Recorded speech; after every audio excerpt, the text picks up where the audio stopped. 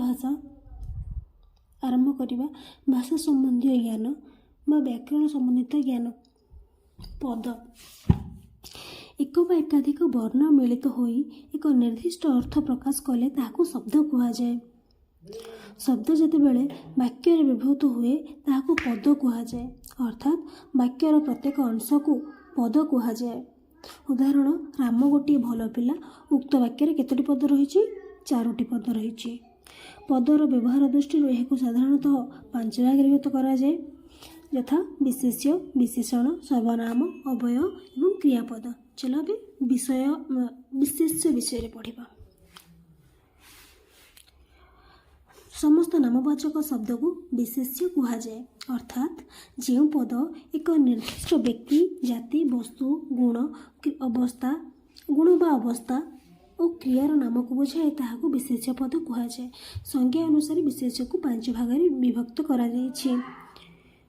1. ବ୍ୟକ୍ତିବାଚକ ବିଶେଷ୍ୟ, 2. ଜାତିବାଚକ ବିଶେଷ୍ୟ, 3. ବସ୍ତୁବାଚକ ବିଶେଷ୍ୟ, 4. ଅବସ୍ଥାବାଚକ ବିଶେଷ୍ୟ, 5. କ୍ରିୟାବାଚକ ବିଶେଷ୍ୟ। 1. ବ୍ୟକ୍ତିବାଚକ ବିଶେଷ୍ୟ। ଯେଉଁ ପଦଗୁଡ଼ିକ କୌଣସି ନିର୍ଦ୍ଦିଷ୍ଟ ମଣିଷ, ପଶୁ, ପକ୍ଷୀ, ବୃକ୍ଷ, ଲତା, ପର୍ବତ, ପାହାଡ଼, ନଦୀ, ଦେଶ, ପ୍ରଦେଶ, ଗ୍ରାମ, ସହର ପ୍ରଭୃତିର ନାମକୁ ବୁଝାଏ ସେଗୁଡ଼ିକୁ ବ୍ୟକ୍ତିବାଚକ ବିଶେଷ୍ୟ କୁହନ୍ତି, ଯଥା ମଣିଷ, ରାମ, ସୀମା, ଶ୍ୟାମ ସବୁ ବ୍ୟକ୍ତିବାଚକ ବିଶେଷ୍ୟ।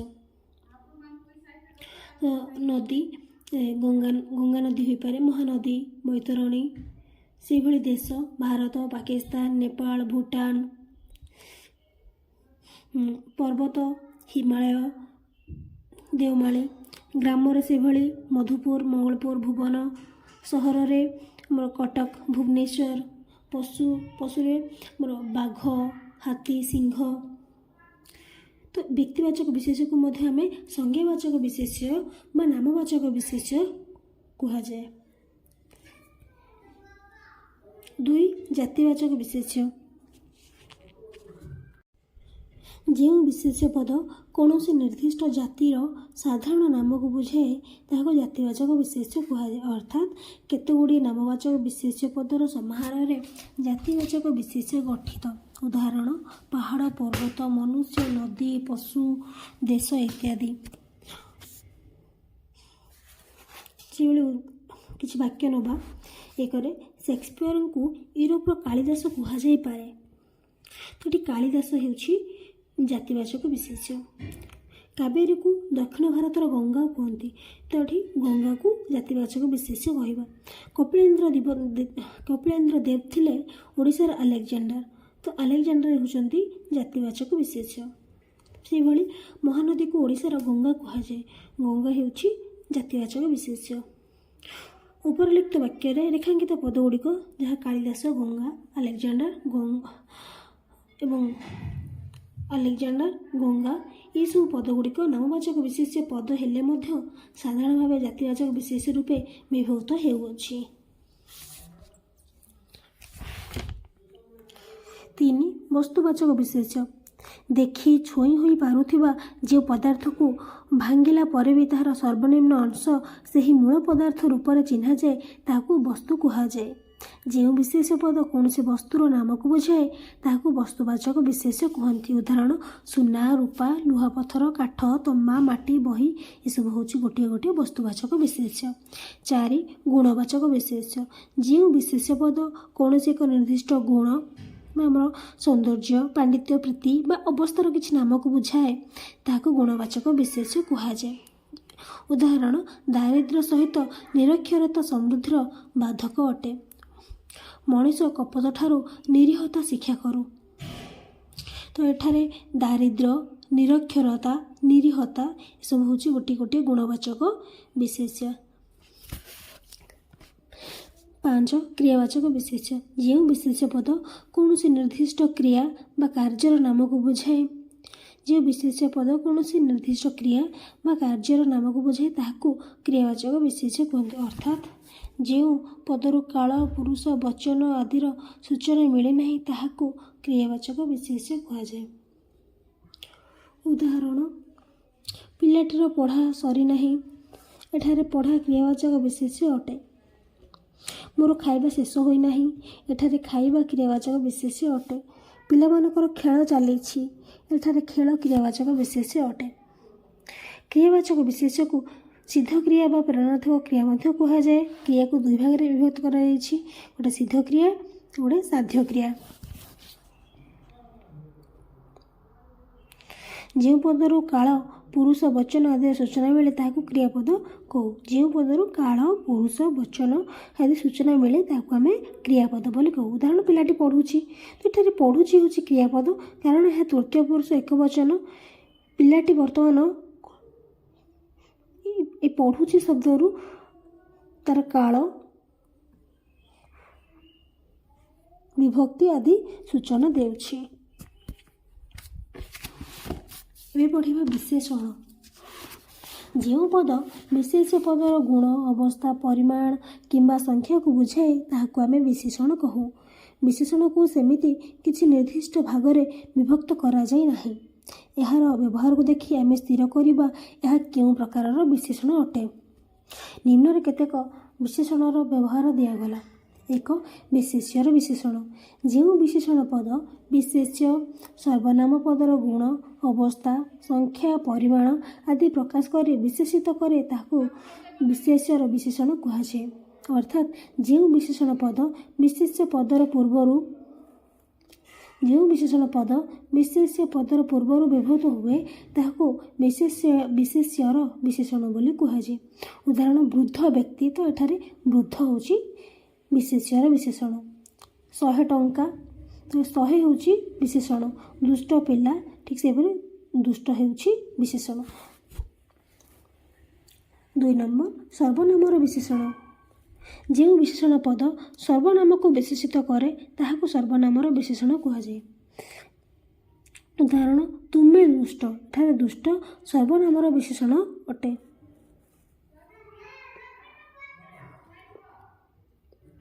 3. ବିଧେୟ ବିଶେଷଣ। ଯେଉଁ ବିଶେଷଣ ପଦ ବିଶେଷ୍ୟ ପଦର ପରେ ବିଭକ୍ତ ହୁଏ ତାହାକୁ ବିଧେୟ ବିଶେଷଣ କୁହାଯାଏ। ଉଦାହରଣ, ହରି ସତ୍ୟବାଦୀ, ତ ଏଠାରେ ସତ୍ୟବାଦୀ ହେଉଛି ବିଧେୟ ବିଶେଷଣ। ପିଲାଟି ଗେଡ଼ା, ତ ଗେଡ଼ା ହେଉଛି ବିଧେୟ ବିଶେଷଣ। ବଚନ ମଧୁର, ତ ମଧୁର ହେଉଛି ବିଧେୟ ବିଶେଷଣ। 4. ଅବସ୍ଥାବାଚକ ବିଶେଷଣ। ଉଦାହରଣ, ବୁଢ଼ା ଲୋକଟି ଶୀତରେ ଥରୁଛି, ଗୋଟେ ନିର୍ଦ୍ଦିଷ୍ଟ ଅବସ୍ଥାକୁ ଯଦି ସୂଚାଯାଉଛି, ବିଶେଷ୍ୟକୁ ତାର ଅବସ୍ଥା ସୂଚାଇ ଦେଉଛି ତାହାକୁ ଆମେ ଅବସ୍ଥାବାଚକ ବିଶେଷଣ କହିବା। ତ ବୁଢ଼ା ଲୋକଟି ଶୀତରେ ଥରୁଛି, ଏଠାରେ ଲୋକ ହେଉଛି ବିଶେଷ୍ୟ, ବୁଢ଼ା ହେଉଛି ବିଶେଷଣ। କେଉଁ ପ୍ରକାର ବିଶେଷଣ? ନା ଅବସ୍ଥାବାଚକ ବିଶେଷଣ। 5. ସଂଖ୍ୟାବାଚକ ବିଶେଷଣ। ଉଦାହରଣ, ମୂଲିଆ ଦିନକୁ 100 ଟଙ୍କା ମଜୁରୀ ପାଏ। ଆମ ଦେଶରେ ପ୍ରାୟ 200 କୋଟି ଲୋକ ବସବାସ କରନ୍ତି। ତ ଯଦି ଏଠି ଯେଉଁ ବିଶେଷଣରେ ସଂଖ୍ୟାକୁ ସୂଚାଇଲା ତାକୁ ଆମେ ସଂଖ୍ୟାବାଚକ ବିଶେଷଣ କହିବା।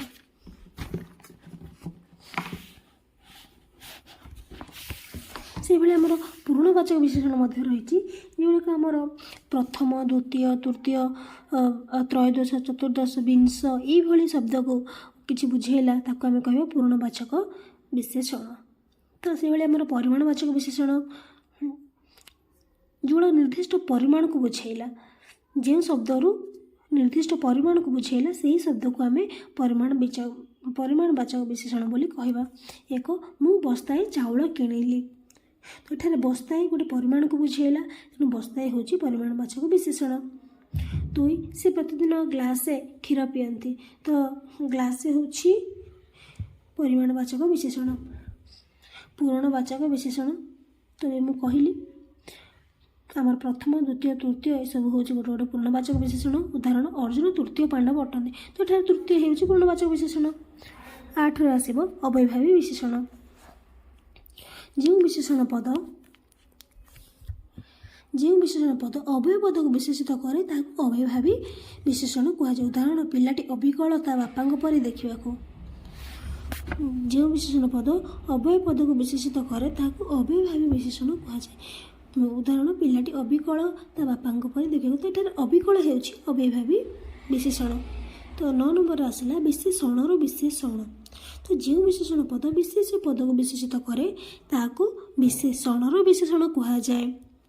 ଭାରି ଭଲ ପିଲା, ତ ଏଠି ପିଲା ହେଉଛି ବିଶେଷ ପଦକୁ ବିଶେଷିତ କଲା ଭଲ, ଭଲ ପଦକୁ ଆହୁରି ବିଶେଷିତ କଲା ଭାରି। ତ ଏଠାରେ ଭାରି ହେଉଛି ବିଶେଷଣର ବିଶେଷଣ, କାରଣ ଭଲ ପିଲାକୁ ଆହୁରି ବିଶେଷିତ କରୁଛି ଭାରି। ତ ସେଇଭଳି ପରମ ଧାର୍ମିକ ଯୁଧିଷ୍ଠିର, ତେଣୁ ଧାର୍ମିକ ଯୁଧିଷ୍ଠିର, ଏଠାରେ ଧାର୍ମିକ ହେଉଛି ବିଶେଷଣ, ଯୁଧିଷ୍ଠିର ହେଉଛି ବିଶେଷ୍ୟ। ତ ଏଠି ଧାର୍ମିକ ଯୁଧିଷ୍ଠିରକୁ ବିଶେଷିତ କରୁଛି ପରମ, ତ ଏଠାରେ ପରମ ହେଉଛି ବିଶେଷଣର ବିଶେଷଣ।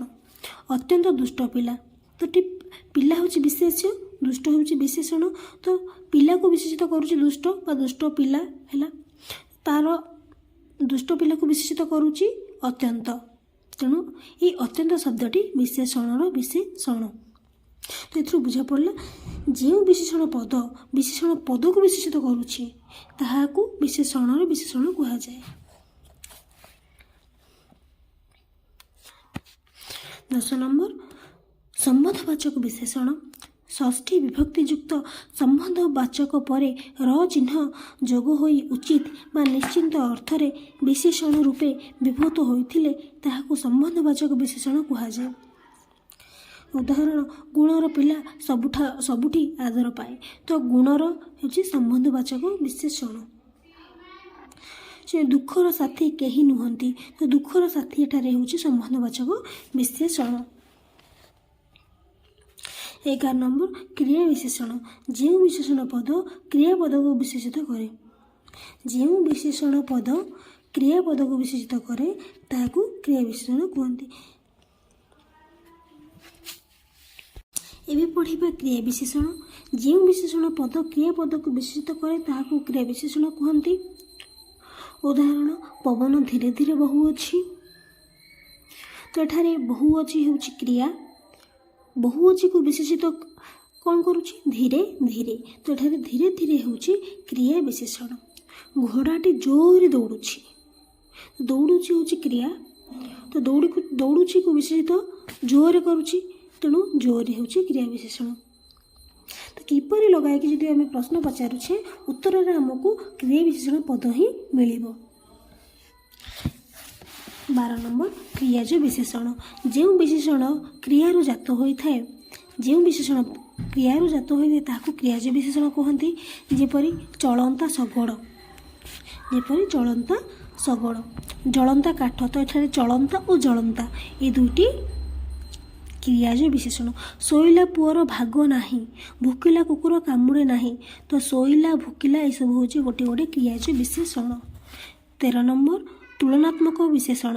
ଦୁଇଟି ମଧ୍ୟରେ ତୁଳନା କଲାବେଳେ ତର ବା ୟସ୍ ଏବଂ ଅନେକଙ୍କ ମଧ୍ୟରେ ତୁଳନା କଲେ ତମ ବା ଇଷ୍ଠ ପ୍ରତ୍ୟୟ ବିଶେଷଣ ପଦରେ ଯୋଗ କରାଯାଏ। ଯଥା ସୁନ୍ଦର ସୁନ୍ଦରତର ସୁନ୍ଦରତମ, ବୃହତ୍ ବୃହତ୍ତର ବୃହତ୍ତମ, ଗୁରୁ ଗରିୟାନ୍ ଗରିଷ୍ଠ, ଲଘୁ ଲଘ୍ୟାନ୍ ଲଘିଷ୍ଠ, ମହତ୍ ମହିୟାନ୍ ମହିଷ୍ଠ, ଯୁବ ଯବିୟାନ୍ ଯବିଷ୍ଠ, ବଳବାନ୍ ବଳିୟାନ୍ ବଳିଷ୍ଠ। ଉଦାହରଣ, ମହାନଦୀ ଓଡ଼ିଶାର ବୃହତ୍ତମ ନଦୀ ଅଟେ। ତ ଏଠାରେ ବୃହତ୍ତମ ଏକ ତୁଳନାତ୍ମକ ବିଶେଷଣ ଅଟେ, କାରଣ ଏ ବୃହତ୍ତମ ଶବ୍ଦଟି ନଦୀମାନଙ୍କ ମଧ୍ୟରେ ତୁଳନା କରାଇଛି।